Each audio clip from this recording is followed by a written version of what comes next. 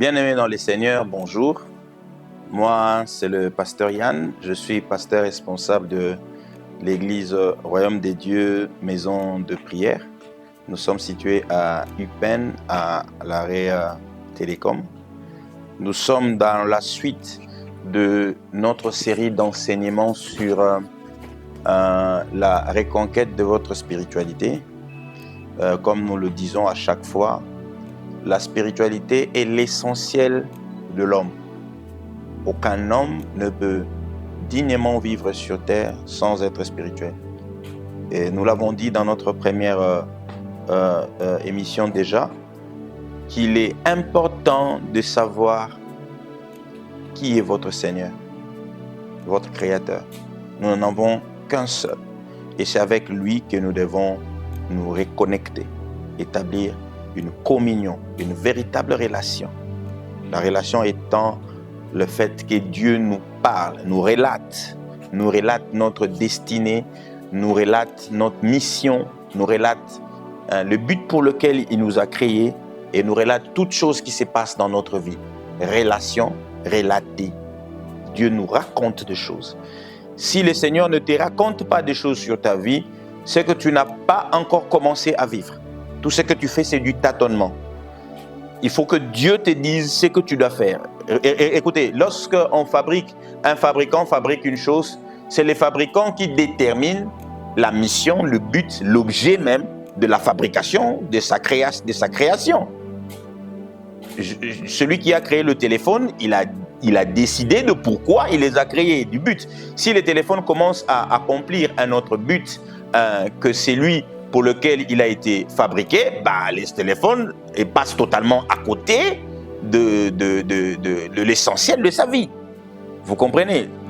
Même si le véhicule a une climatisation à l'intérieur, ce n'est pas destiné pour congeler les aliments, bien qu'il y ait une climatisation.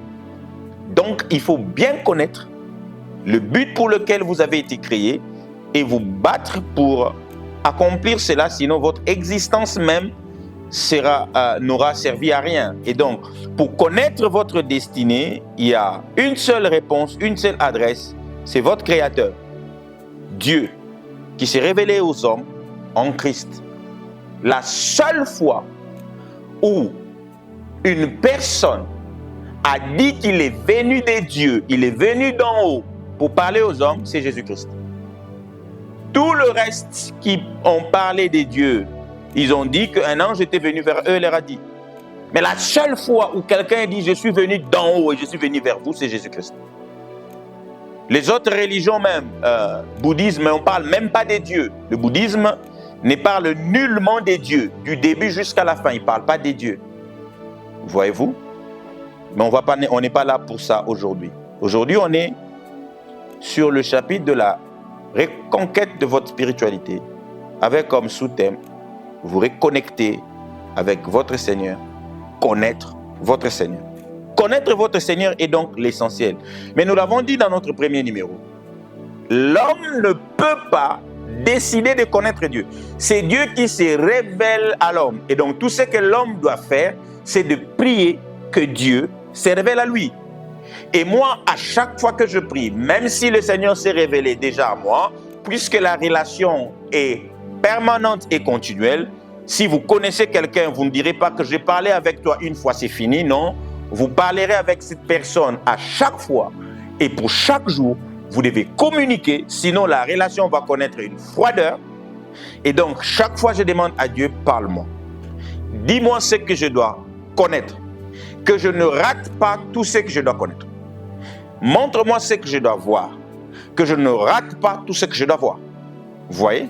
C'est ça la prière que je fais chaque jour. Connaître tout ce que je dois connaître. Entendre tout ce que je dois entendre. Voir tout ce que je dois voir. C'est ça. Mais au commencement, c'est lui qui décide. Vous voyez? Et nous avons dit aussi, dans le premier chapitre, il y a l'apôtre Jean, dans le premier module, qui part du chapitre 1er au chapitre 3e. L'apôtre Jean nous présente Jésus-Christ tel qu'il l'a vu. D'abord, il a entendu, et puis il a vu, et il a reconnu des caractéristiques, ce qui a amené Jean à se prosterner, tomba comme mort devant lui, parce que lorsqu'il a vu les caractéristiques de cet homme, il a compris en son esprit que j'étais en face de mon Créateur. Et donc Jean est tombé à terre, littéralement, parce qu'il était en face de son Créateur. Et la première chose que son Créateur a fait, c'était de chasser la peur. La peur qui habite souvent les gens qui ont peur de perdre ce qu'ils considèrent comme avantage. Un jour, je parlais avec un homme qui me dit « Ah, je sais que Dieu m'a appelé à le servir, mais si je pense que servir Dieu voudrait dire abandonner la vie des copines, la bière, ah, je ne saurais pas. » Il me l'a dit sincèrement comme ça. Il dit « Je ne saurais pas suivre Dieu et abandonner l'impudicité, abandonner, je ne saurais pas. Sauf si Dieu permet l'impudicité, là je peux venir. » Et malheureusement, ces hommes rencontrent des pasteurs qui leur disent ça, que vous pouvez venir à Dieu avec l'impudicité. Moi je leur dis non, écoutez, la charge de te débarrasser de ces fardeaux, de l'esclavage de l'impudicité, ne t'incombera pas. C'est Dieu qui le fera. Il t'en débarrassera. Tu ne fourniras aucun effort. Viens seulement avec la totale confiance en Dieu, qu'il ne te fera aucun mal. N'aie pas peur. Ne pense pas que t'enlever ces choses dans ta vie te fera du mal. Non, ça ne te fera aucun mal. Mais au contraire, ça ne te fera que du bien. Viens seulement à Jésus. Moi aussi, j'étais comme toi. Je pensais comme ça. Mais j'ai fait confiance en Dieu. Et il m'a débarrassé de ces choses. Et chaque jour, je reste en relation avec lui pour qu'il me maintienne dans cette position de salut et que je n'en sorte pas. Voyez-vous? Et donc, nous avons aussi insisté sur un fait que Jean, entrant en contact avec le Seigneur, c'était pas par son initiative, mais c'était par l'initiative de Dieu. C'est Dieu qui décidait. Et ici, dans la deuxième partie qui part du chapitre 4 au chapitre 16, ça c'est la deuxième partie, là où Jésus-Christ est révélé comme le Seigneur de l'histoire, et nous allons voir pourquoi est-ce que nous avons qualifié cette partie comme étant Jésus-Christ révélé comme Seigneur de l'histoire. Nous allons le voir tout au long de notre exposé du jour. Au niveau du chapitre 4, au niveau du chapitre 4, il y a comme une intermède qui intervient. Il dit, après cela, premier verset, je regardais et voici une porte était ouverte dans le ciel. La première voix que j'avais entendue comme le son d'une trompette et qui me parlait dit, c'est la même personne. À chaque dimension spirituelle, parce que Jean veut accéder à une autre dimension spirituelle. Je veux dire à quelqu'un, avec Dieu, ne pensez pas que vous êtes arrivé. On n'est jamais arrivé. Parce que nous ne pouvons pas atteindre là où il est. Sachez-le, il n'y a pas un seul niveau où vous pouvez estimer que vous êtes arrivé. Il n'y en a pas un seul.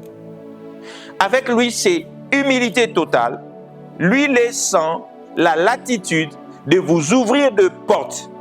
Lorsque vous cherchez vous-même à ouvrir une porte spirituelle par le conseil des aînés, vous allez ouvrir une porte dangereuse. Beaucoup de portes existent.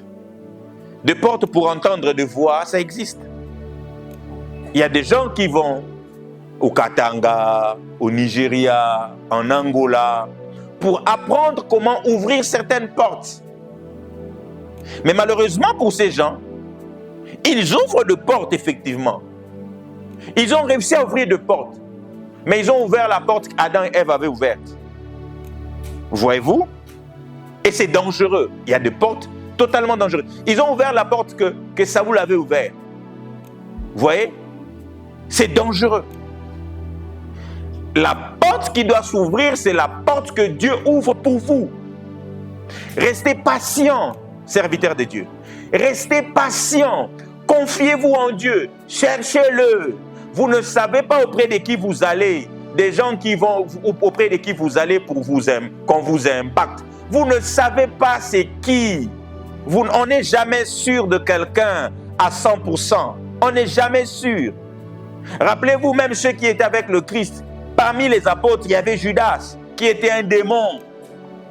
Il marchait avec les apôtres, mais il était un démon. On le voyait avec les apôtres.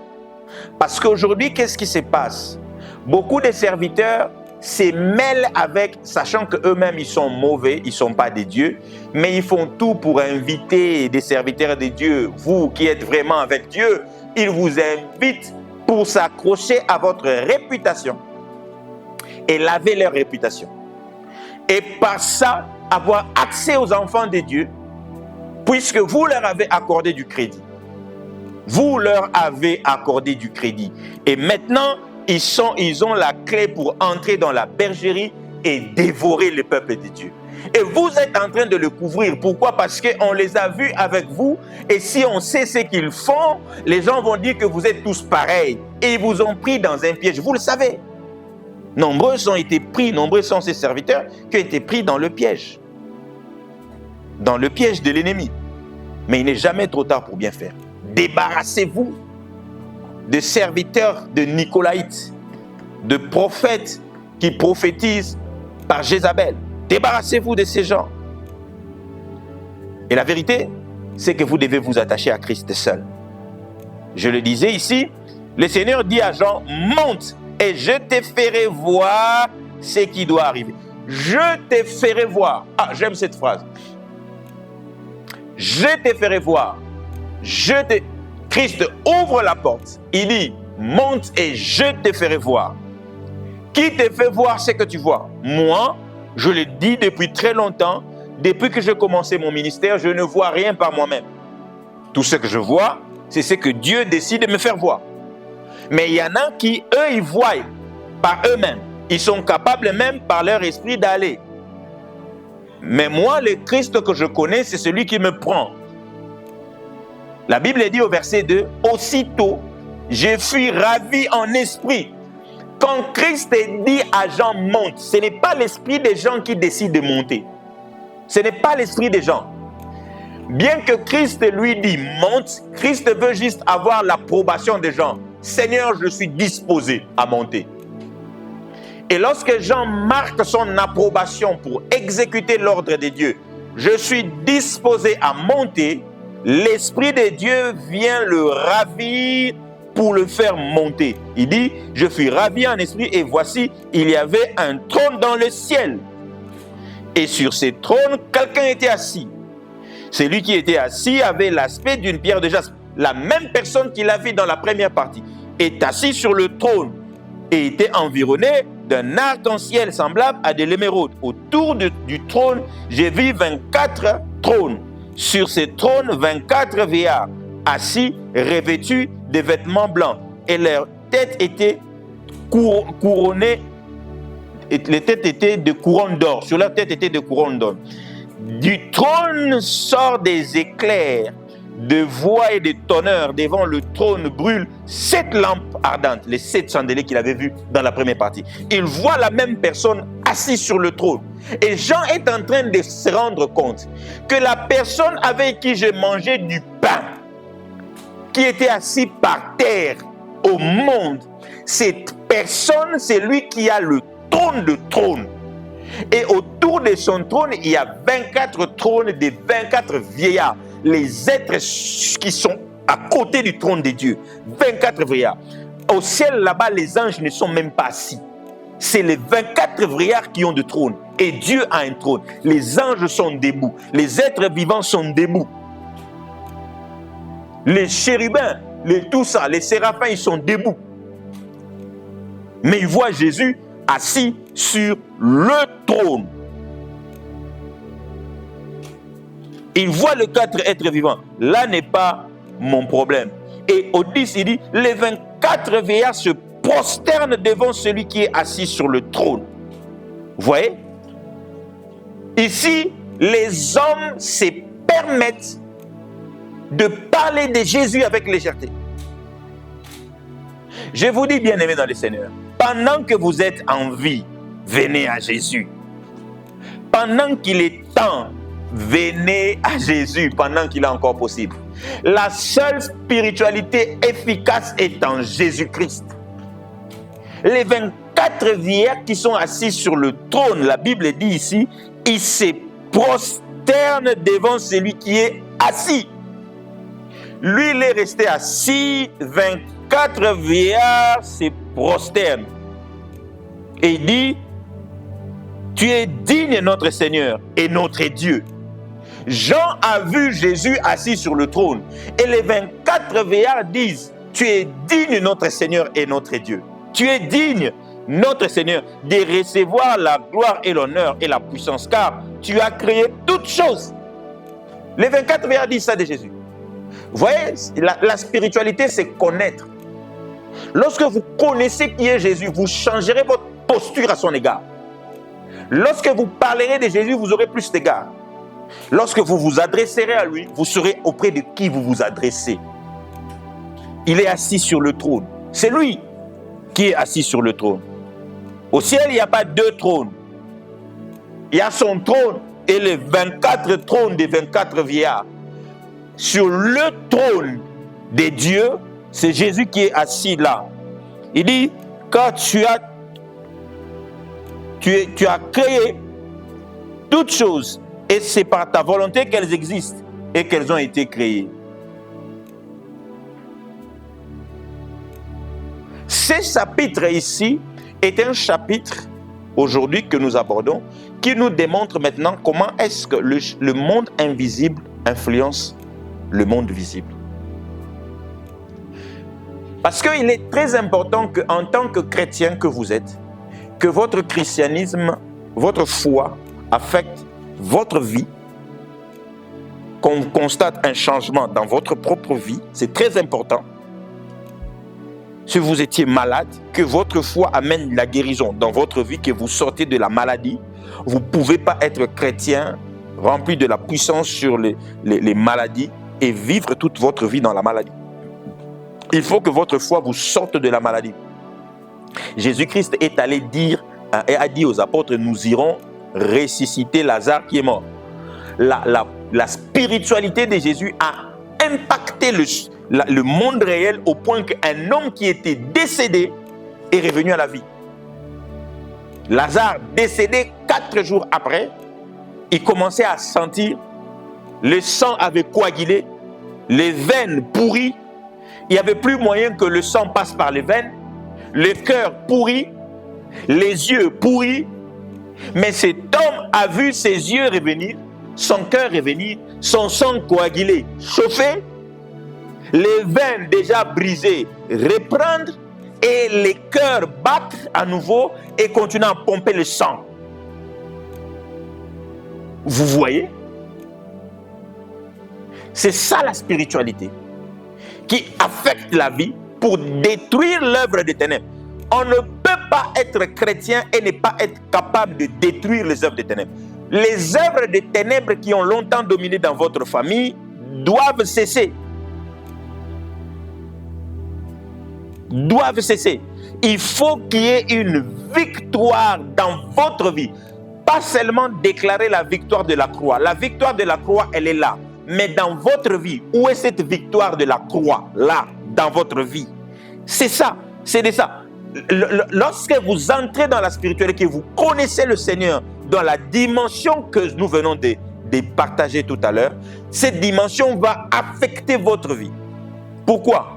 Parce que la première chose, la connaissance, l'accroissement de la connaissance, de la révélation sur Jésus-Christ va faire l'accroissement de l'adoration de Jésus-Christ dans votre vie. C'est la première conséquence que ça va amener. L'accroissement de l'adoration. Regardez, la spiritualité est basée sur l'adoration. Pour bien adorer une personne, il faut bien le connaître. Si vous ne le connaissez pas bien, vous n'allez pas l'adorer suffisamment. Vous n'allez pas l'adorer suffisamment. C'est comme ça que le Seigneur fait ce travail-là. Ok? Le Seigneur fait ce travail-là pour que nous soyons capables de l'adorer. Parce que nous le connaissons tel qu'il est. Il dit, lorsque vous connaîtrez le Fils tel qu'il est, alors vous verrez sa gloire. C'est lorsque vous connaissez une personne telle qu'il est que vous pouvez l'adorer. Réellement. Voyez-vous? L'adoration de Christ. Cette adoration va amener dans votre vie, ok? Ça va amener dans votre vie une position supérieure sur la mort, sur le péché et sur les forces des ténèbres. Sur la mort, parce que la mort n'aura plus le dernier mot dans votre vie. Elle ne pourra pas décider de quand est-ce que vous vivrez et de quand est-ce que vous mourrez. Non, la mort n'aura plus le dernier mot. Mais aussi sur le force des ténèbres, parce que le force des ténèbres influence beaucoup les conditions de vie sur terre. Influence beaucoup. Vous pouvez le lire dans Apocalypse 12, 10 à 12. Vous pouvez lire ça, ces points-là. Ça influence beaucoup les événements sur la terre. Et Dieu démontre suffisamment que durant tous les séjours, tous les temps qui nous restent, avant la fin de toutes choses, avant la fin de la période de la grâce, que les mondes spirituels déterminent les événements dans le monde physique. Vous pouvez le voir dans l'histoire de Moïse en Égypte. Moïse qui, confronté avec Pharaon pour la libération physique de son peuple qui était esclave physiquement, Moïse collaborait avec Dieu qui amenait de plaies qui frappaient l'Égypte. Vous voyez? L'Égypte aussi réagissait spirituellement. Et donc, un combat cosmique a produit un résultat séculier. Il ne faut jamais vous tromper, bien-aimés. La situation dans laquelle vous vous retrouvez est une situation qui exige une intervention surnaturelle. Vous ne vous en sortez pas de votre faiblesse, de votre péché, parce qu'il n'y a pas d'intervention spirituelle en votre faveur. C'est comme ça que vous êtes encore esclave du péché. Parce que Moïse nous démontre là que l'intervention spirituelle était pour sortir Israël de l'esclavage. C'était pour cela que Dieu est intervenu. Israël devrait sortir de l'esclavage. Et Dieu devrait d'abord se révéler à Moïse pleinement. Lorsque Moïse a compris quels étaient les dieux qu'il envoyait, et donc Moïse est allé avec assurance. Vous ne pouvez pas engager un combat spirituel si vous n'avez pas l'assurance de la supériorité de Jésus-Christ sur ceux qui vous combattent. Vous voyez? C'est très important. C'est comme ça que ce programme est venu pour garantir les chrétiens et l'Église de la supériorité. Et cette supériorité, vous devrez le découvrir vous-même. Moi, je vous annonce, je vous prépare le terrain, mais c'est de votre responsabilité de vous engager dans la recherche et la découverte de la supériorité de Jésus-Christ sur le monde de ténèbres et sur toute autre entité qui existe sur la terre. Il est au-dessus. Il est au-dessus. Oh, j'aime frère Patrice quand il chante. Nul ne peut le dépasser. Il est au-dessus. Oh, l'homme bon chante. Osa likolo. Il est au-dessus. Il faut se rendre compte de ça. Personnellement, il est au-dessus. Au point que votre petitesse, votre faiblesse ne servira plus à rien dans vos problèmes. Que vous soyez sorti d'une famille pauvre, d'une famille riche, d'une famille de sorciers, ce ne sera plus un problème pour vous. Voyez-vous? Et c'est ça qui est la bonne nouvelle. Votre sort ne dépend plus de vous, mais votre sort dépend maintenant de Jésus-Christ. Et Jésus-Christ est assis sur le trône. Le trône de trône, parce qu'il est le roi de rois. C'est lui qui siège là où aucun homme ne peut siéger. Vous voyez? Jésus est là, au-dessus. Et donc, c'est très important que vous mettiez l'accent sur Jésus. Lorsque vous étudiez, lorsque vous priez, mettez l'accent sur Jésus. Pas sur des hommes, pas sur Marie, J'aime bien mes frères et mes prêtres de l'Église catholique, mais j'interpelle tout le monde. L'accent doit toujours être placé sur Jésus et Jésus-Christ seul. Et à côté de Jésus, il y avait les 24 veillards. Marie n'y était même pas. Il y avait les 24 veillards. Tous les 24 veillards ont quitté leur trône parce que le trône permet à l'homme de recevoir la louange, la considération. Mais ils ont quitté leur trône, ils se sont prosternés parce qu'ils ont estimé que sur le 25 personnes qui étaient assises sur le trône, il y avait un seul qu'il méritait. Alors, il faut que Jésus seul mérite la gloire, la louange. Les pasteurs, refusez de prendre la place de Jésus. Il ne faut pas que cela soit que de lèvres, mais que cela doit être vécu. Jésus-Christ était un homme accessible à tout le monde. Il marchait, la femme qui coulait 12 ans pouvait l'atteindre.